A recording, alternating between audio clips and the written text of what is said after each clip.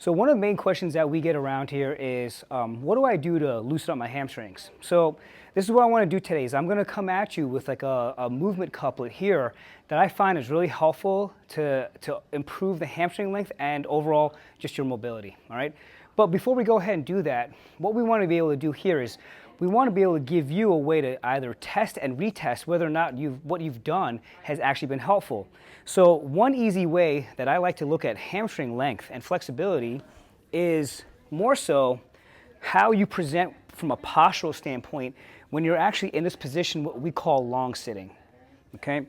Good way to assess whether or not we've actually got good mobility, extensibility of our hamstrings is that when I'm in this long sitting position, I want to know if I'm actually able to keep my chest up and sit up nice and tall rather than kind of actually dropping down where I actually have my weight like sitting on my tailbone. All right, there's these two bumps that we have here underneath our hips, which are called the ischial tuberosities, and they're called the sit bones. And what we want to be able to be able to know and be able to do here is whether or not I can actually sit with my weight on those two bones with a straightish back. Okay, so I think from here I've got a pretty good amount of posturing here, just avoiding like that tendency to want to go ahead and round our lower back where our tailbone's sitting on the ground. Okay, so that's the thing that we actually will be able to reassess here after these two mobilizations. The first thing we're going to do is we're going to kind of just work on kind of like the classic take of like a hamstring stretch, but this is actually called our banded hamstring floss. Okay, so with this, what you would do is if you don't have like a stretch band, you can take a towel or a long sheet or something like that. What we want to do, right, is we're going to go ahead and just wrap around the middle of our foot. We want to lay here where we're applying a good amount of tension that we're pulling our knee up to our chest. So from here, all I want to be able to do is just work on flossing my leg. So I'm actually just going to work on just kicking my leg up straight to the ceiling and then just coming off of that. I'm not going to go ahead and hold my leg up here for a long period of time with like the traditional static stretching. I'm actually just going to be working on just oscillating through, and this is why we call it the hip floss. It's because we really don't we don't spend a ton of time here with our leg in a locked out and straight position. We're just kind of coming into that position, we're touching that corner of extension, and then just coming back off of it, okay? One thing that you might actually start to feel too though is we want to know, hey, do I feel like anything that's extra nervy? Right? Does that feel like it's tingly? Do I feel like this like tingly pins and needles sensation in my foot? And if you do, I'm going to say back off a little bit and don't extend so much. What we want to be able to really think about here is we're using the quad muscle, the quadriceps in the front here to actually extend our leg as much as we can. And that band is just kind of keeping us within this good amount of hip flexion range of motion. All right. So keeping the knee tight to the chest and then just working on kicking up. Now, we go through this, right?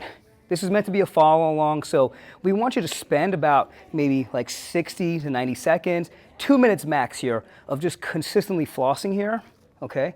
And you can go ahead and change your positioning just a little bit here. What I might do is, as I come up, I might even pull my leg across my body a little bit, more towards my belly button and towards the other hip, and just kind of floss that way. This positioning, biasing my foot inward, actually tenses up the musculature, some of our nervous system a little bit there too, just to get a little bit more aggressive. And again, we just want to make sure that you're not feeling like any type of like pins and needles sensation. You want to back off of that, but still use the thigh muscle here as you extend it to feel that release back there, okay? So kind of like just rough estimate there. I think I've done about like 60 seconds to 90 seconds on that side. So let's go ahead and do the same thing on the other side here.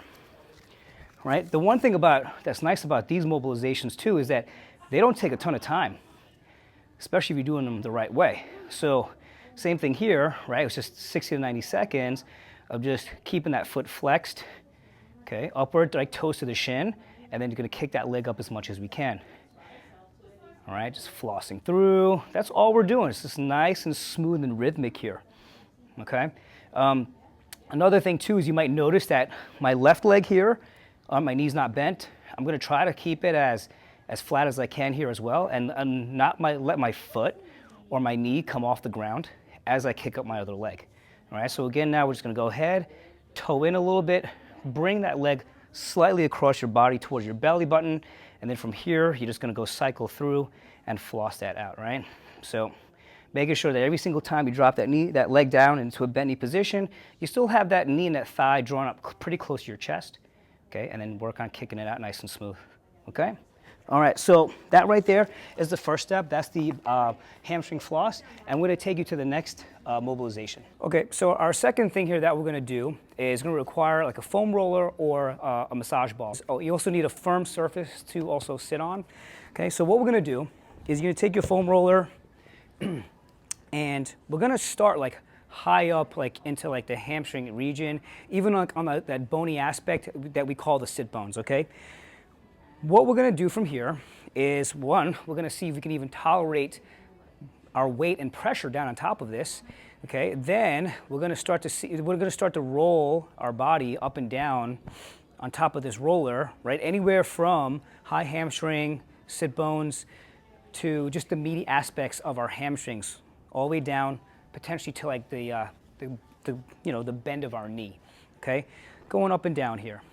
You just want to try to work on just trying to survey any areas which are sensitive. And so we have inner hamstring, outer hamstring that we can kind of bias some of our weight onto as well as we just rock forward and backwards here, okay? So what we want to think about here is once we find a spot, okay, we're going to just let our weight sit down on top of this. Enough pressure, we can still maintain a nice, comfortable, breathing pattern, not holding our breath or anything like that. Okay, and so what we're doing here is we're actually pinning the muscle down, okay, against the roller. From here, we're gonna add some active movements here. So we're just gonna go ahead and pin and tack. It's called pin and tack. We're gonna just go ahead and straighten out the leg, bend the leg, and just kind of repeat this here just for a couple repetitions until you start to feel a change, all right? You'll know it when it lets go, okay? So sometimes it might take 30 seconds. It could take up to a minute. But it will happen, okay? It will just all of a sudden just like spontaneously reduce. So we want to find a couple of spots here, all right? So same as like what we did with like the banded mobilization is we want to spend 90 seconds, 2 minutes of just trying to actively seek and hunt all these like stiff areas here, all right? Now what I'm going to do too is I'm just kind of show you like the ball.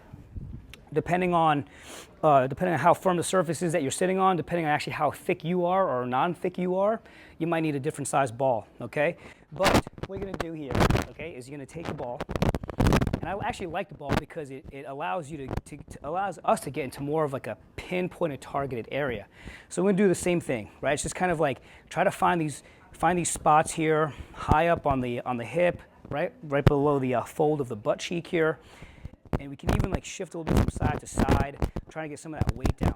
Now just with the ball here, you just gotta be careful, right? You wanna avoid any holes. Okay, it's a lot easier. The foam roll is a lot safer, all right? But you just wanna try to just work on all that soft tissue, just around there, feel that tension, get that weight down on top of it, okay? And then from here again, just kicking that leg out. Okay, so hopefully I've shown you enough on this one side. We're gonna go ahead and now switch over to the other side. So staying here, come back up, okay?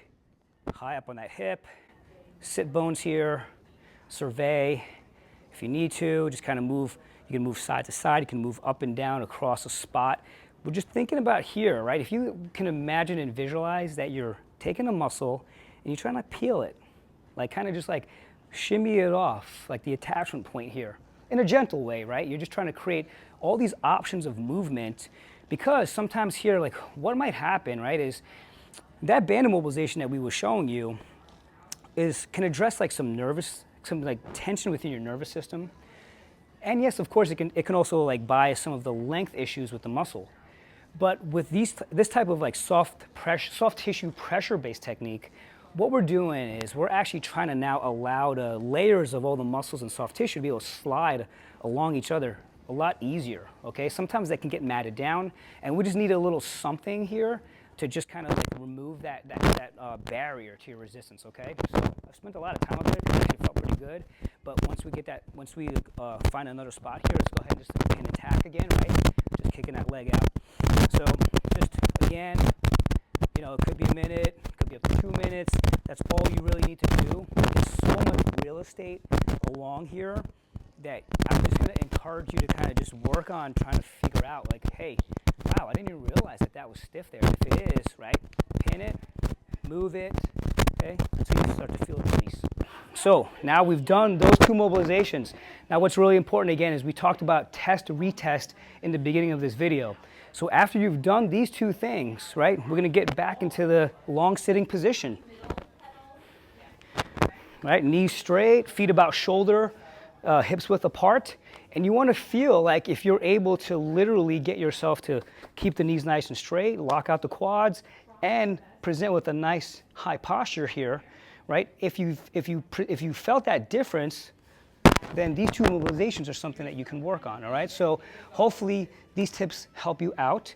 If you like what you saw, right, please subscribe to our YouTube channel. And if you need any other help, you can always give us a call at 516-421-6353 or email us at info@evolvetoperform.com.